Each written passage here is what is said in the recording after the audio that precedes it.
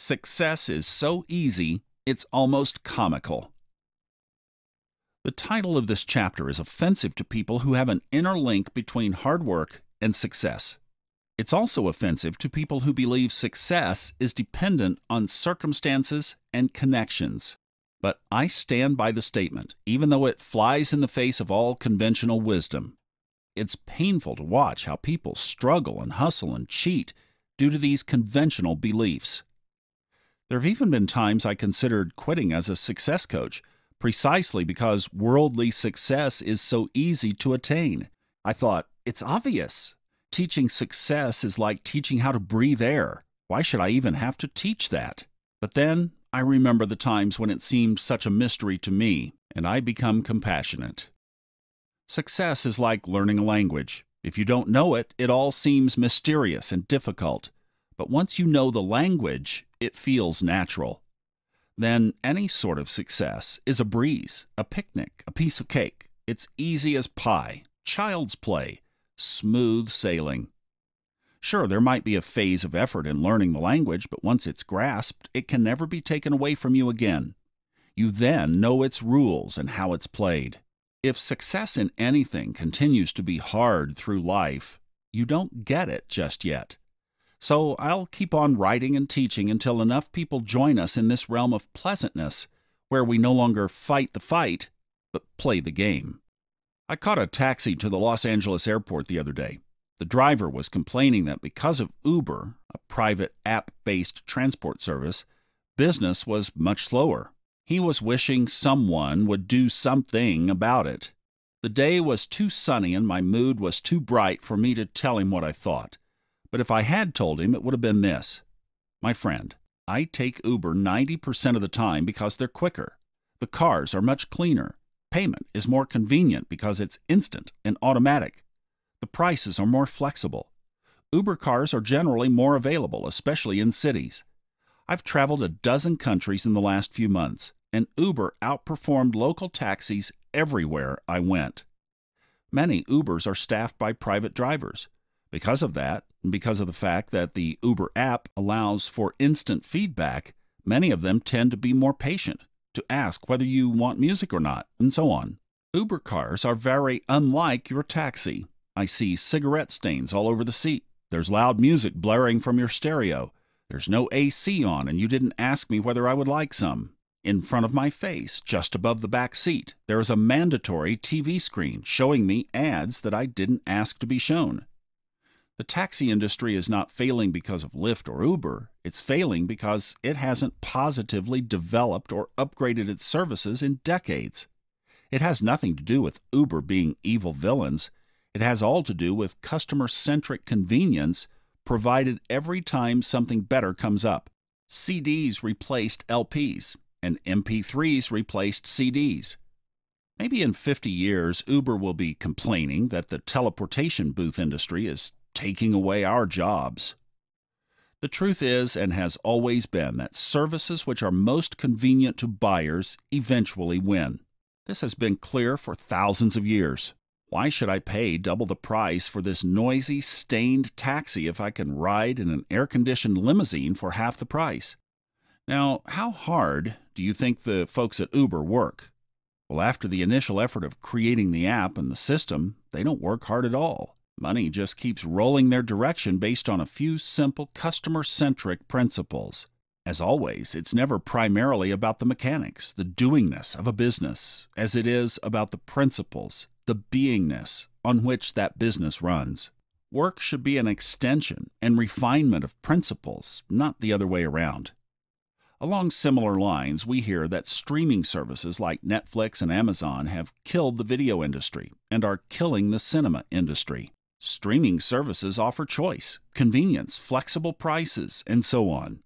The moment such services arrived, I never visited my local video store again. Why would I? If I took back my rental too late, they charged me an insane fee. Big video chains had such shoddy practices for years before something better came along. My local movie theater looks like it hadn't updated its interior in more than 25 years. If the owner of that cinema had gotten the idea to actually improve things, rather than rest on his laurels and use his business as a cash cow, He might have considered adding comfortable reclining chairs, cup holders, or any sort of reason at all to choose his venue over the comfort of my couch. Recently, I actually found a movie theater that was absolutely booming. They're sold out weeks ahead, and special reservations must be made. Why are they succeeding when others are failing due to Netflix? It's because they turned going out to the movies into an awesome experience. They have large, cushioned couches instead of traditional cinema chairs. They have tray tables and waiters coming around to serve the audience a selection of specialized sodas not available in the supermarket. They have Madame Tussauds-like figures standing around the cinema parlor with plenty of selfie-eager people willing to go there just for that, and much, much more. They are so great at what they do, so good at the movie theater thing, that they'll never go out of business and will never have competition. There is love in their business. Let's take Amazon as another current example. People complain about how unfair the company is and how many retailers are failing because of it. The common misconception here is that someone more successful is causing you to fail, as in one man's gain is another man's loss. This popular notion actually masks the true cause of failure, which is your own retail shop's lack of convenience or improvement. There are those who take the competition of companies such as Amazon as a springboard to self-improvement, and then there are those who blame Amazon for their own shortcomings. The online retailer Amazon is simply successful because it offers a simple, quick, convenient, and easy way to purchase goods. Their delivery is lightning quick. Their refund policies are generous. Their selection is vast. Shopping there is easy as it can be.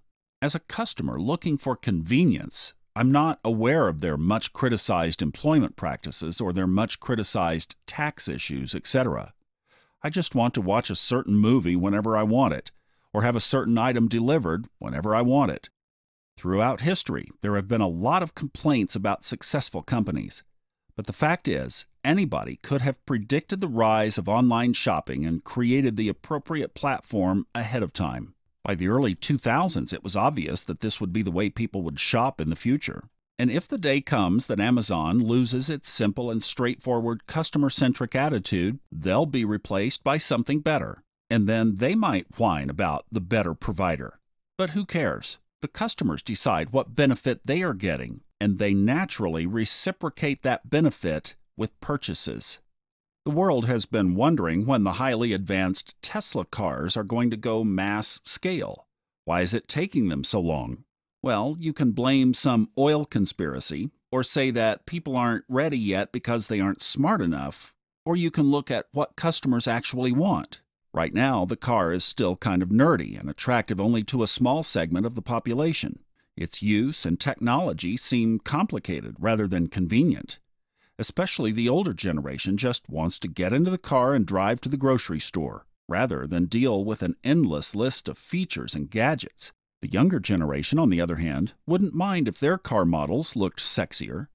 Tesla's time will come, with a few minor adjustments, or they might choose to only appeal to a small segment of the population.